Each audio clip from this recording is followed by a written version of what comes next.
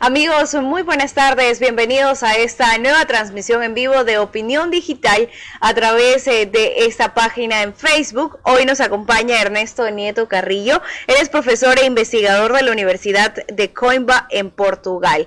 Con él estaremos conversando sobre diversos temas de lo que está sucediendo en el país y cuáles serían esos retos económicos del nuevo gobierno a propósito de la segunda vuelta electoral que vamos a vivir en el mes de octubre. Buenas tardes, bienvenido a este espacio de entrevistas. Muchas gracias, Ginger, por la invitación. Es un gusto saludar a todos quienes están sintonizando en este momento la señal a través de Facebook de Opinión Digital. Ernesto, ¿cuáles serían esos retos económicos que tendría el futuro o la futura presidenta del país? En términos económicos, yo diría que debemos categorizar los retos desde una perspectiva de corto plazo y de largo plazo, ¿no? En el corto plazo, en lo inmediato, me parece que el problema más acuciante, ¿no?, en este momento que enfrenta la sociedad ecuatoriana es la altísima inseguridad, ¿no? Luego, yo diría que necesitamos recuperar el empleo pleno, ¿no? El empleo pleno, fortalecer, ¿no?, y recuperar la economía. Solo para que tengamos una idea, aún no alcanzamos los niveles de producción per cápita que teníamos antes de la pandemia, cosa que no ha sucedido con nuestros vecinos como Perú, Chile, Colombia o la media de América Latina, en donde ya se han alcanzado esos niveles de producción. Entonces necesitamos recuperar esa producción y también voy a explicar por qué no hemos alcanzado esos niveles de producción, ¿no? Creo que es fundamental en todo esto luchar contra el aumento de la pobreza y el aumento de la desigualdad, ¿no? Y lo más importante, lo que yo quiero enfatizar, ¿no?, en este análisis de los retos en el corto plazo, es que todos estos fenómenos y estos problemas que enfrenta el Ecuador están mutuamente conectados, ¿no? La inseguridad, por ejemplo, ¿no? Todo el mundo habla de la importancia de fortalecer el aparato de seguridad, ¿no? Algunos candidatos, recuerdo que en la primera vuelta hablaban, ¿no?, del equipamiento de la policía, ¿no? Y está muy bien, creo que es importantísimo. De hecho, los dos candidatos que están para segunda vuelta, algo que tienen en común es tratar el tema de seguridad desde ese punto, combatirlo desde el sistema judicial, combatirlo con mayor inversión, pero al final no se combate desde la raíz del problema. Exactamente, usted ha tocado un punto que es esencial, y es que necesitamos fortalecer el aparato de seguridad interna, necesitamos modernizarlo o recuperar la modernización que se tenía, ¿no? Nuestros policías tienen que estar muy bien equipados, ¿no? A veces los delincuentes están mejor equipados que nuestros policías. Todo ello es cierto. No obstante, si no atacamos las causas estructurales de la inseguridad, vamos a cortar una cabeza y van a salir tres nuevas. ¿Y cuáles son las causas estructurales de la inseguridad? Y ahí, en realidad, muchos estudios académicos demuestran, ¿no?, que la pobreza, la desigualdad, el desempleo y la informalidad, la deserción escolar y la densidad poblacional son como factores que explican gran parte de los aumentos de inseguridad en un determinado territorio. Entonces, esto es muy congruente con la situación que hemos vivido en nuestro país. No podemos dejar de hablar de la inseguridad y al mismo tiempo no darnos cuenta de que al mismo tiempo que ha aumentado la inseguridad, ha aumentado la pobreza, la deserción escolar en el bachillerato, ha aumentado también la informalidad. El presidente Lasso hablaba en el último informe de la Nación que ha caído la tasa de desempleo. Bueno, primero haciendo una comparación con la tasa de desempleo de la pandemia, lo cual no es lo técnicamente correcto porque ese fue un año atípico. Si comparamos con el año 2019, el año previo a la pandemia, en realidad el incremento es pequeñísimo. Pero lo que no se dice es que el aumento del empleo ha sido un aumento de un empleo más precario. O sea, lo que ha caído el empleo pleno. Aumentado, sí, digamos que ha caído la tasa de desempleo, pero a costa de un detrimento de la calidad en el empleo, ¿no? Porque ha caído el empleo pleno y al mismo tiempo ha aumentado la informalidad. La informalidad pasó más o menos del 46 al 52%, la tasa de informalidad.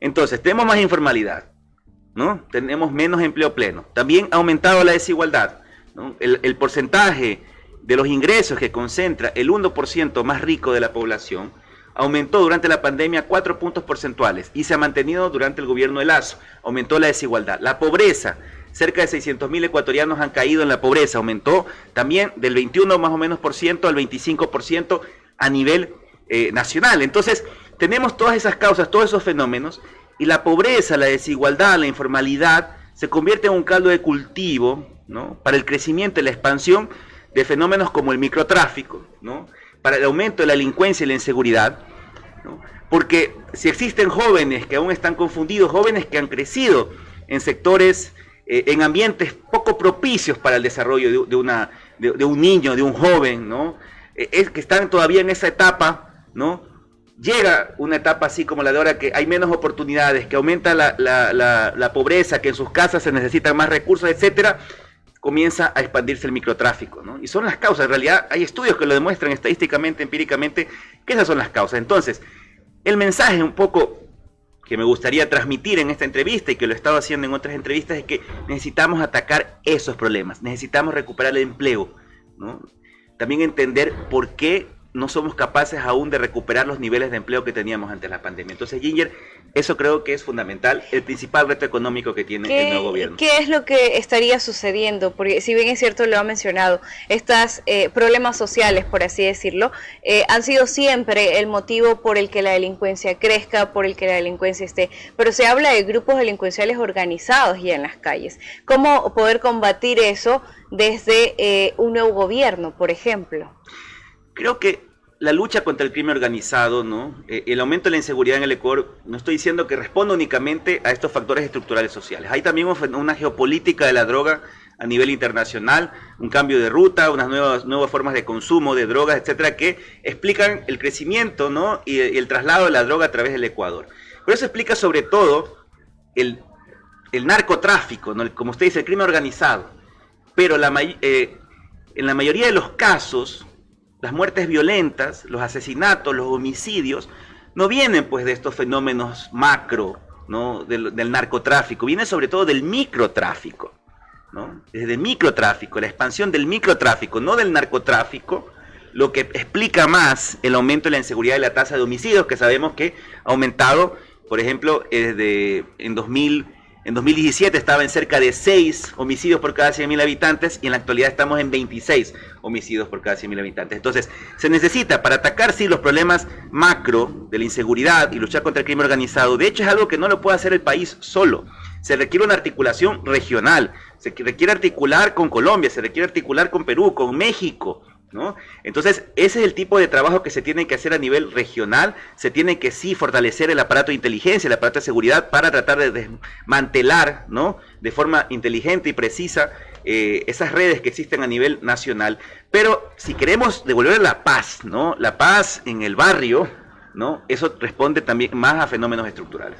Y dentro de los retos económicos de lo que iniciamos hablando acá, el gobierno ya tiene identificados los problemas, pero ¿cómo enfrentar esta nueva administración o este nuevo presidente o presidenta que va a tener el Ecuador? ¿Cómo enfrentar este reto económico? ¿El presupuesto existe en el país? Yo creo que en este momento en las elecciones se están debatiendo dos modelos económicos, ¿no?, dos modelos económicos diametralmente opuestos, aunque en el discurso quieran parecerse, ¿no? Nosotros hemos vivido durante los últimos 6 años un desmantelamiento del Estado, una reducción de la participación en el Estado, en la economía, de su rol regulador. La inversión pública ha caído estructuralmente, ¿no? Hablábamos de que en el año 2014 el porcentaje de la inversión pública en relación al PIB alcanzó cerca de 16 puntos porcentuales, en la actualidad está en cerca del 5% del total del PIB, ¿no? Y sin contabilizar la subejecución presupuestaria, y solo aquí un paréntesis, ¿no? El gobierno del presidente Lasso inclusive subejecutó el presupuesto de inversión en seguridad interna, cuando aumentaban los homicidios en el país, ¿no? O sea, por eso nuestros policías no tienen el equipamiento para luchar contra la inseguridad y tenemos carros de policía dañados en los canchones. Entonces, hasta ese tipo de inversión pública ha caído, lo cual es, por decirlo menos, preocupante. Pero bueno, entonces, ha caído la inversión pública y la participación del Estado, ¿no? Y yo le puedo decir que ese modelo de Estado mínimo, se lo puedo decir con absoluta claridad, no ha funcionado en ninguna parte del mundo. No ha funcionado.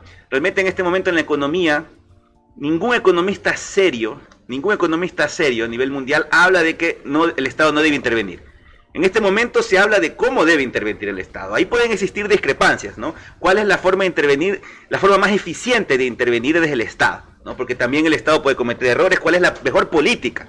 En eso existe debate. Pero en que debe intervenir el Estado, en eso ya no existe debate. No existe debate en que los mercados no son eficientes ni justos como se nos quiere vender. Entonces, ahí entra un rol fundamental y el rol del Estado para reactivar la economía, ¿no? Evidentemente, hay que cuidar las finanzas, ¿no? Lo que siempre se habla, ¿no? No hay que sobreendeudar. Pero yo a veces cuando converso inclusive con mis estudiantes, ¿no? Hablamos de la inversión pública.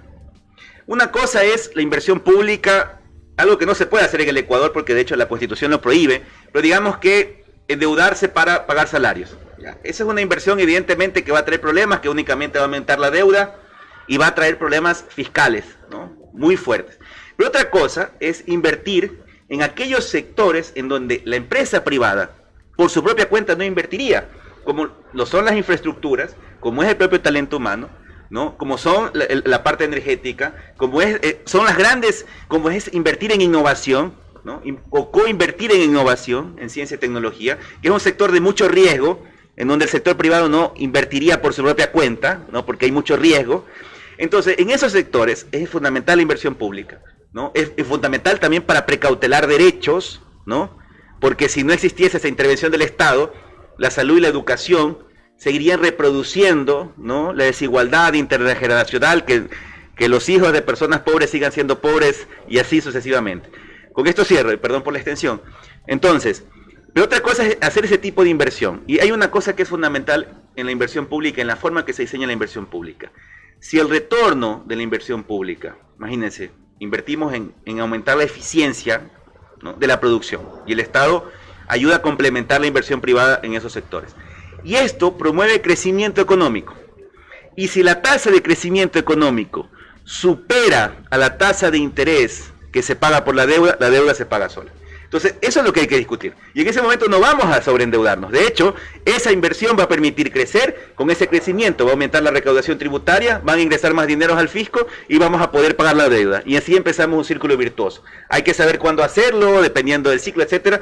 Pero es posible, y eso es lo que se debe diseñar, y son inversiones multipropósito. Entonces el Estado necesita, y esto le juro, ¿no? Hay debate en cómo lo hace, pero no en qué debe hacerlo.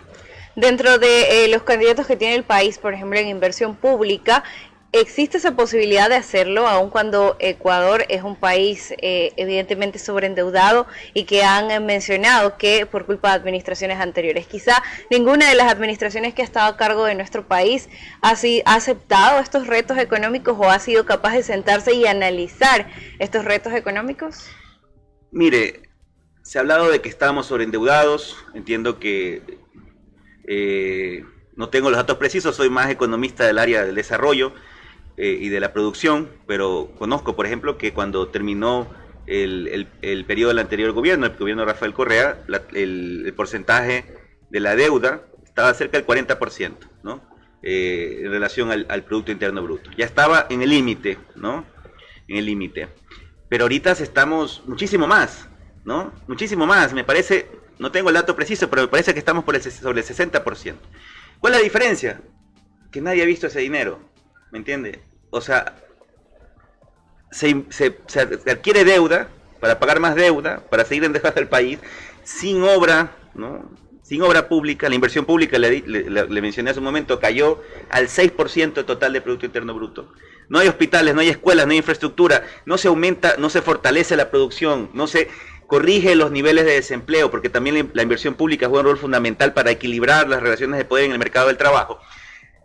Y sin embargo, seguimos sobreendeudándonos. O sea, ¿qué está sucediendo? Ese tipo de deuda es la que realmente termina socavando la capacidad de gestión del Estado, la que termina socavando la economía, el desarrollo económico, el funcionamiento de la economía. ¿Qué es lo que se debe hacer ahora? Se debe recuperar el empleo, fortalecer el crecimiento. Se puede hacer, se debe replantear. Bueno, esto puede a veces sonar conflictivo, ¿no? Pero porque a veces no logramos realmente dimensionar la importancia de un impuesto, ¿no? A aquellos sectores que no están generando riqueza, ¿ya? Entonces, particularmente soy de la idea, y es un área en la cual trabajo, en que debería establecerse un impuesto a aquellos sectores más oligopólicos. El país existe una concentración de riqueza, pero que es escandalosa, ¿no? En una industria típica en el Ecuador, en una industria típica de cualquier mercado, las 20 empresas más grandes concentran el 70% del total de las ventas. Yo le pregunto, ¿qué competencia existe en un mercado en donde 20 empresas, 20, concentran el 70% de las ventas? No existe igualdad de oportunidades en el mercado. Entonces estos sectores terminan controlando y no generan riqueza. Porque, de hecho, en una entrevista él me decía, pero es que dan empleo. No. Pueden que crean empleo, me dijeron. Y le dije, no, dan empleo, que no es lo mismo que crear empleo. Entonces, estos sectores que no sienten la presión competitiva, si se les establece un impuesto, ¿no? Aquellos sectores que yo les llamo oligopolios ociosos, no innovadores, de esa forma generamos un efecto doble. Si les establecemos un impuesto a las ganancias extraordinarias de aquellos sectores que no innovan y que se mantienen como monopolios sin innovar, sin invertir en la eficiencia tecnológica, desincentivamos ese tipo de actividad al mismo tiempo que recaudamos dinero para la inversión pública, para la satisfacción de derechos. Es una medida. Otra medida que se podría hacer, ¿no? El impuesto a la salida de divisas, ¿no? Es un impuesto muy conflictivo. Claro, cuando uno le dicen a un ciudadano, ¿no?, que va a hacer unas compras del extranjero por X motivo, ¿no?, que va a pagar un impuesto del 10, no sé, del 5%, evidentemente se puede preocupar. Pero no es lo mismo el ciudadano que hace una compra en otro país a una gran corporación, a un gran banco que envía cientos de miles de dólares, millones de dólares al extranjero, ¿no?, poniendo en riesgo la dolarización y la masa monetaria. Es diferente. Entonces, particularmente, es algo que lo estoy transmitiendo en algunos espacios, se debería pensar en un impuesto a la salida de divisas que sea progresivo, entonces que se penalice la fuga de capitales, no el pequeño consumo, sino la fuga de capitales, y ahí tenemos un importante ingreso que cumple también dos objetivos: mantiene los dólares en la economía, ¿no?, mantiene la masa monetaria en el Ecuador y permite recaudar recursos para fortalecer lo que se tiene que fortalecer, que es la inversión pública y la satisfacción de derechos. Ernesto, muchísimas gracias. Para nuestros amigos que nos ven a través de las redes sociales, un último mensaje: ¿cuál debería ser el perfil de los candidatos, en este caso de los dos candidatos? ¿Cuál debería ser ese perfil ideal para que puedan enfrentar estos retos económicos y que la ciudadanía, los ecuatorianos, no volvamos a elegir a alguien que no sea capaz de enfrentar estos retos? Yo el mensaje que le transmito a quienes nos están escuchando y a quienes nos puedan escuchar luego, es que hay que debatir los proyectos, no las personas, ¿no? A veces nos quedamos en la persona, en que si el uno hace deporte, los otros no hace deporte, ¿no? Eso no es lo relevante para solucionar los problemas del país. Debemos debatir qué proyecto ofrece realmente soluciones reales, no dogmáticas, ¿no?, a los problemas que enfrentamos en términos de inseguridad, desempleo. Hablamos sobre el corto plazo, pero podríamos hablar también de largo plazo. ¿Quién realmente va a fortalecer el aparato productivo, cambiar nuestra matriz productiva, elevar la eficiencia, etcétera, que son apuestas de largo plazo? ¿Qué proyecto realmente pone en el Estado, ¿no?, el centro, recuperar al Estado en su rol regulador, ¿no?, cambiando el Estado, ¿no? Estamos en un Estado democrático, pero esa es otra discusión. ¿Qué proyecto lo hace? Eso es lo que deben revisar todas las personas que vayan a votar en la segunda vuelta, ¿no? ¿Qué proyecto es el que ofrece eso, ¿no? ¿Qué proyecto es el que ofrece realmente una solución real a los problemas que estamos viviendo? ¿Quién realmente le puede devolver la paz al país, ¿no? Y hacia ahí deberíamos encaminar nuestro voto, ¿no? Esa es mi recomendación. Cada uno que lo analice, cada uno tiene el derecho a escuchar las propuestas de los candidatos y podrá determinar qué candidato, qué candidata está planteando ese tipo de soluciones reales para nuestro país, porque está en discusión el modelo. Que nadie olvide eso. En la papeleta tenemos dos modelos distintos y depende de nosotros elegir qué modelo vamos a escoger, un modelo que realmente le devuelva la paz al Ecuador y devuelva el empleo y el crecimiento. Es realmente lo que sienten todos los ecuatorianos y lo que también a través de estos espacios se trata de impulsar, y es que se tenga un voto informado en estas próximas elecciones. Ernesto, muchísimas gracias. Con nosotros estuvo en este espacio de entrevistas de Opinión Digital Ernesto Nieto Carrillo, profesor e investigador de la Universidad de Coimbra en Portugal. Muchísimas gracias. Gracias, Ernesto. Esperamos tenerlo de vuelta con un nuevo tema de investigación acá en este espacio. Antes de despedirnos, usted nos comentaba, tienen un evento el día viernes en la Universidad Técnica de Machala. ¿A qué hora se va a dar el evento? ¿Cuál es la temática del evento? El evento se realizará el día viernes a las 11 de la mañana en el auditorio de la Facultad de Ciencias Agropecuarias de la Universidad Técnica de Machala. Vamos a hablar sobre los mitos de la economía de libre mercado, ¿no? Demostrar científicamente por qué es un modelo caduco, ¿no? Que yo lo mencioné aquí a breves rasgos, pero mostraré evidencia empírica que corrobore mis afirmaciones, ¿no? En diversos aspectos, ¿no? Y desmontando ciertos mitos, ¿no? Que se posicionan como si fuesen verdades académicas, en realidad son dogmas. Entonces de eso se va a tratar el evento, y aprovecho el espacio, ¿no? Para invitar a la ciudadanía, a los estudiantes, ¿no? Aquellos que tengan interés en los temas económicos, que participen en este evento el día viernes a las 11 de la mañana. Muchísimas gracias, y gracias también a ustedes, amigos, por estar enlazados a través de Opinión Digital. Los esperamos en una próxima entrega. Buenas tardes.